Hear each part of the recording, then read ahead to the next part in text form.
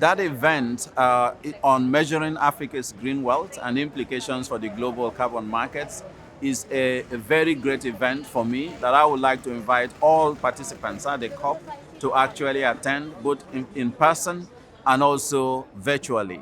The event will be held at the Africa Pavilion, B6, room 70, in the Blue Zone, on the 9th of December 2023, starting by 4:30 p.m. This event is crucial because we are now trying to change the metrics that will change the practice on how countries relate with climate. At the moment, climate change and climate impacts of development are still seen as an externality. And because of that, they don't really count in the measurement of the wealth of nations, gross domestic product, as we call it today.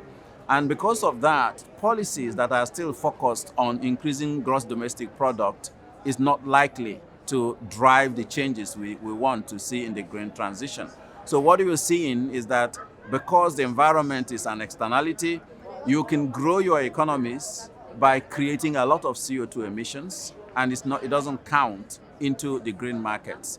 And then, of course, the global voluntary global carbon market is a way to try and address it, but that market is not yet fully developed, and the pricing of carbon is still very suboptimal.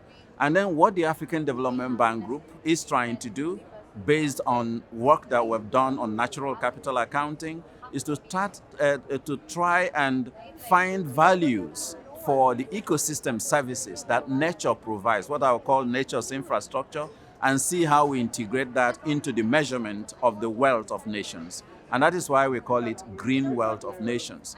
When we successfully do this, of course, there are methodological challenges that we need to navigate through, and I trust my colleagues in the African Development Bank, we will be able to do that.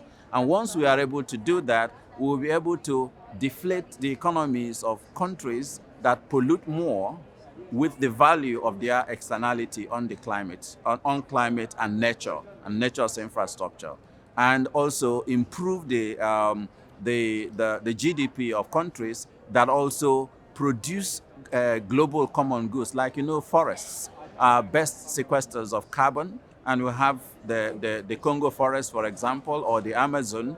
And currently, countries that own these assets, that is sequestering a lot of carbon, does not gain the benefits of that in the measurement of their green wealth. And what that means is that their debt to GDP ratio is constrained, and their access to capital is constrained, and they don't have enough resources in order to do development.